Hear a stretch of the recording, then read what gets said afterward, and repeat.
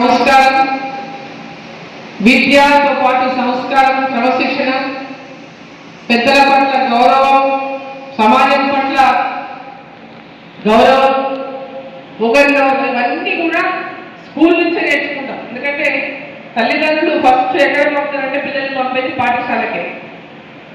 So ఆ స్కూల్లోనే అనేక విషయాలు నేర్చుకుంటాం.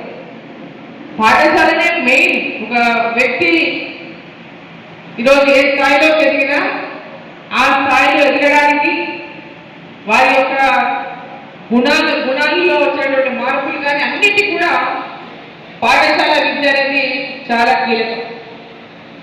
మీ అందరి పాత్ర కూడా చాలా కీలకం.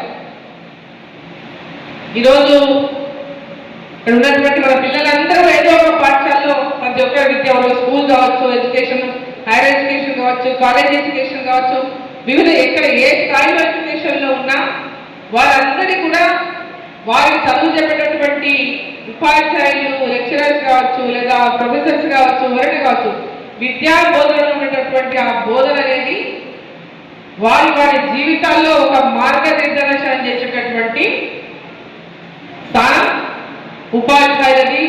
ఆ స్థాయిలో ప్రతి ఒక్కరిది కూడా మరి ఈ కీలకమైనటువంటి స్థాయిలో ఉన్నటువంటి మీరందరూ కూడా, ఈ కీలక పాత్ర పోషణ మీరందరూ కూడా ఈ దేశంలో, ఈ భారతదేశంలో భవిష్యత్తులో రోజు రోజుకు విద్యకు పెరుగుతున్నటువంటి ప్రాముఖ్యత. ఒకప్పుడు మనకు తెలిసి ఈ ప్రాంతంలో, మన గద్వాల ప్రాంతం వెనుకబాటు, చాలా వెనుకబాటు, విద్యలో లిటరసీ రేట్ చాలా తక్కువ, వెరీ పూర్ ఉండేది మన దగ్గర. చదువులో విద్య చాలా అంటే గట్టు మండలం అంటే మరి లాస్ట్లో ఉండేది. అటువంటి ఈ ప్రాంతంలో ఈరోజు మారుమూల గ్రామాల్లో కూడా ప్రతి ఒక్కరు వాళ్ళ పిల్లల్ని బలికి పంపుతా ఉన్నారు. ప్రతి ఒక్కరిని కూడా విద్యావంతులు చేయాలనేటటువంటి ఆలోచన ప్రతి తల్లిదండ్రులకు ఇవాళ కలగడం. వాళ్ళందరూ విద్యావంతులు కావడానికి గవర్నమెంట్ స్కూల్లే కావచ్చు, హాస్టల్లే కావచ్చు, ప్రైవేట్ స్కూల్లే కావచ్చు, ఎక్కడైతేనేమి ప్రతి ఊర్లో కూడా ఈరోజు పిల్లలు, తల్లిదండ్రులు విద్య వైపు చూస్తా ఉన్నారు. సో ఈరోజు మన ప్రాంతంలో చదువు లేకుంటే డెవలప్మెంట్ అనేది ఉండదనేటటువంటి మనకు అందరికీ తెలుసు. విద్యతోనే మనిషిలో అభివృద్ధి కానీ, మనిషిలో గుణంలో మార్పు కానీ, వ్యవహార శైలిలో మార్పు కానీ, అనేక మార్పులని చదువు తీసుకొస్తుంది. ఒక వ్యక్తిలో అనేక మార్పులని విద్య ద్వారానే సాధించగలుగుతాం. అది ఆ యొక్క విద్య యొక్క ప్రాముఖ్యతలో దేశవ్యాప్తంగా నరేంద్ర మోదీ గారు ప్రధానమంత్రి గారి నాయకత్వంలో వారు ప్రధానమంత్రి అయినప్పటి నుంచి నేటి వరకు కూడా చదువుకు వారు ఇస్తున్నటువంటి ప్రాధాన్యత, ఆడపిల్లలు కూడా ప్రతి ఒక్కరు చదువుకోవాలని, ప్రతి ఒక్కరూ విద్యను తప్పకుండా పాఠశాలకు వెళ్ళాలని, బేటీ పడావో బేటీ బచావో అంటే అనేక పథకాలు తీసుకొచ్చి మన అందరినీ కూడా చదువు వైపు ఈరోజు పెద్ద ఎత్తున బోల్డ్ చేశారు. చదువుతో పాటు చదువు లేకుండా, చదవకుండా ఎవరు ఈ దేశంలో ఉండకూడదు అనేటటువంటి లక్ష్యంతో మన ప్రధానమంత్రి గారు పనిచేస్తూ ఉన్నారు. ఆ లక్ష్యాన్ని కాదు, వారు అంత స్ఫూర్తిగా అనేక సార్లు మనం చూస్తాం. మన్ కీ బాత్, ఇంతకుముందు మన్ కీ బాత్ చూసి వచ్చినాం. ఎవ్రీ మంత్ లాస్ట్ సండే ప్రధానమంత్రి గారు మన్ కీ బాత్ లో మాట్లాడతారు. వారు ఎంతమంది స్టూడెంట్స్ గురించి మాట్లాడతారు, విమెన్ గురించి మాట్లాడతారు, వివిధ వృత్తుల్లో ఉన్న వారి గురించి మాట్లాడతారు, వివిధ సమస్యల గురించి మాట్లాడతారు. ఈ దేశంలో ఏ మూలలో ఎవరైనా కూడా వారితో మాట్లాడడానికి అవకాశం కల్పించే విధంగా ఆ మన్ కీ బాత్ రూపొందించిన దాంట్లో అనేక విషయాలు చర్చించబడతాయి. సో ఈ విధంగా అందరి లోపల కూడా ఎప్పటికప్పుడు విద్య వల్లనే మార్పు వస్తున్నటువంటి ఒక ఆలోచన ఈరోజు ప్రతి ఒక్కరిలో కలుగుతుండడం కూడా మనం అందరం కూడా హర్షించదగ్గ విషయం. మరి ఈరోజు చదువుకున్నటువంటి వారు ప్రతి ఒక్కరు కూడా సమాజంలో ఈరోజు చూస్తున్నాం. ముఖ్యంగా మీడియా అంటే ఈరోజు సోషల్ మీడియా ద్వారా పెద్ద ఎత్తున ఈరోజు సమాజంలో మేలు ఎంత జరుగుతుందో కానీ ఆ యొక్క సోషల్ మీడియా వల్ల నష్టం కూడా అంతే జరుగుతుంది సమాజంలో. ఈరోజు పిల్లలకు చిన్నప్పటి నుంచే ఫోన్లు చేతులలో, ఆ ఫోన్ల ఆ ఫోన్స్ ద్వారా ఈరోజు సోషల్ మీడియాలో ఎన్ని అఘాయిత్యాలు జరుగుతున్నాయి మనం రోజు చూస్తుంటాం టీవీలలో. అది చూస్తే చాలా ఆశ్చర్యం అవుతుంది. అసలు ఈ ఫోన్ చేయడానికి వచ్చిందా, చెడు చేయడానికి వచ్చిందా అర్థం కానటువంటి పరిస్థితి ఈరోజు మనం చూస్తూ ఉన్నాం.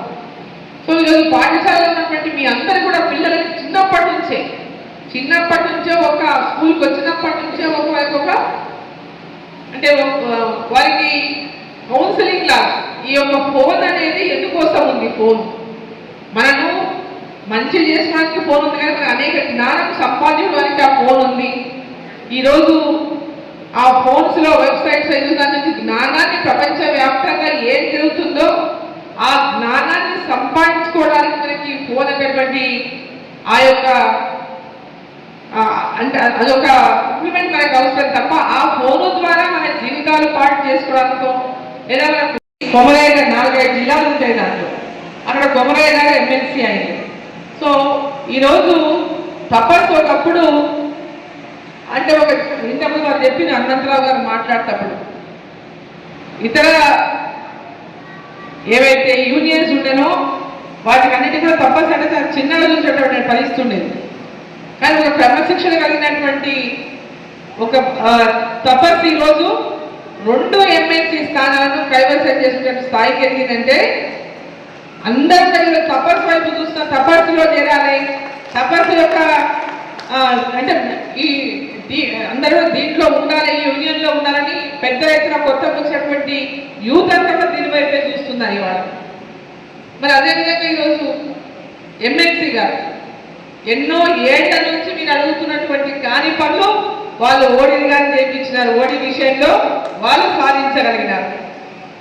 మీకు ఎప్పటి నుంచో పెండింగ్ ఓడి వికరించిన కొద్ది మాకు లేదని.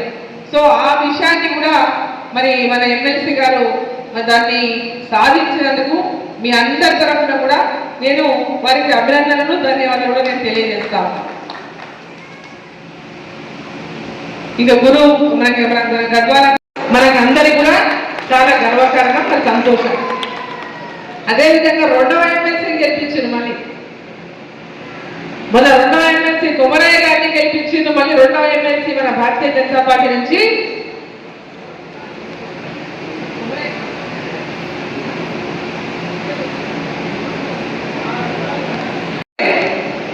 వెండిపోవడం వస్తే మనం ఎవరు మానిటర్ చేయలేదు.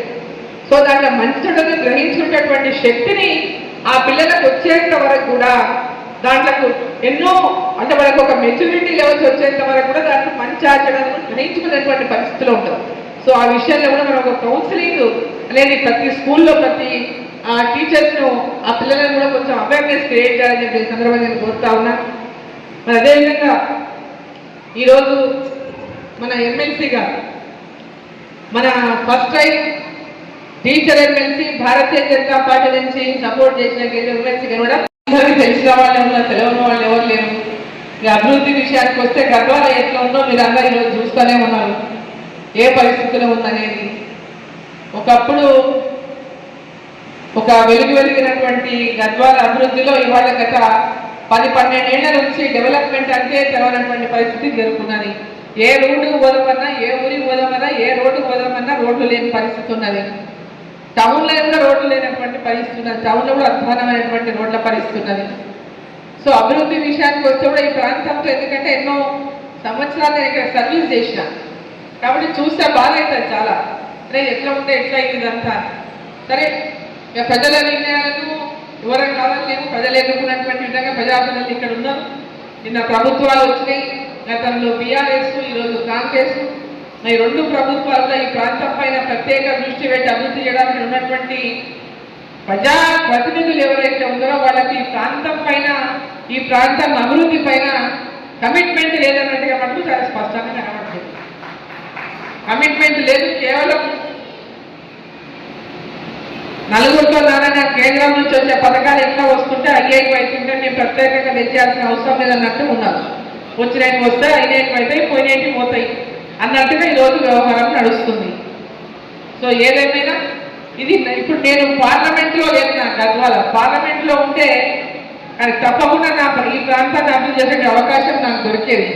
కానీ మహబూబ్ నగర్ పార్లమెంట్లో గద్వాల, అలంపూర్ 2 గతంలో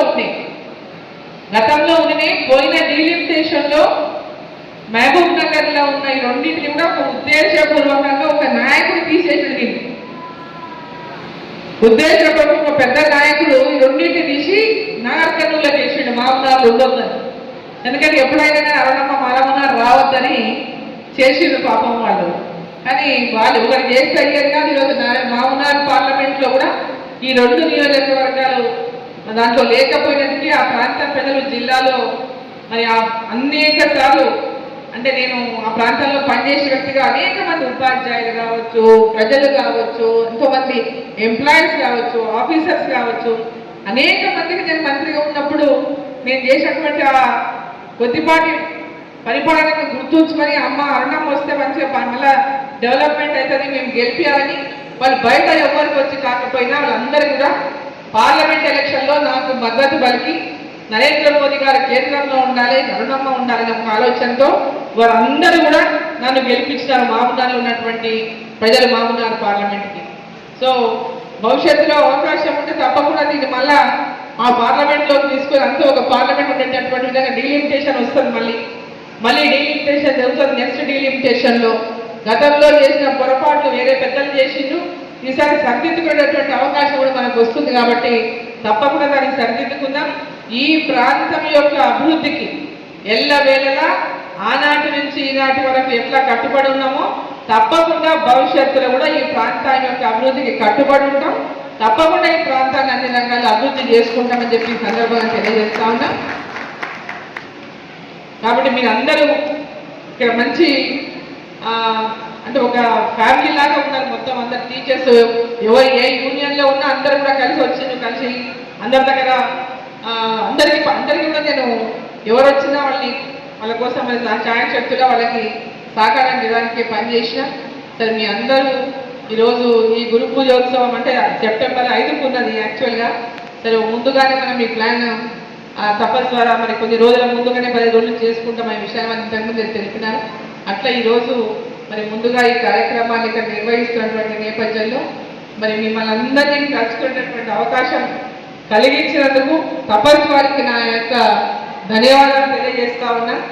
ఇంత పెద్ద ఎత్తున హాజరైన మీ ఎందుకంటే 15 రోజులకు ఒకసారి ఖచ్చితంగా ఓ రోజు రావాలని డిసైడ్ చేసుకున్నాం. ఖచ్చితంగా 15 రోజులకు ఒకసారి టైము గద్వాలకు ఇచ్చి ఈ ప్రాంతంలో కూడా మరి 14 రోజులు అక్కడ ఇచ్చిన ఒక రోజు తప్పకుండా ఇక్కడ ఇద్దామని నిర్ణయం చేసుకున్నప్పుడు తప్పకుండా మీకు అందరికీ కూడా ఎప్పుడు వెళ్ళవెళ్ళాలి అందుబాటులో ఉందా, ఎప్పుడు ఎవరికి ఏ సమస్య నా ద్వారా అవసరం ఉన్నా తప్పకుండా మీకు ఆ సమస్య పరిష్కారం కోసం నా వంతు కృషి చేస్తా అని చెప్పి మీ అందరికీ కూడా తెలియజేసుకుంటూ మరి మరోసారి మీ అందరికీ ధన్యవాదాలు తెలియజేస్తూ భారత్ మాతాకి.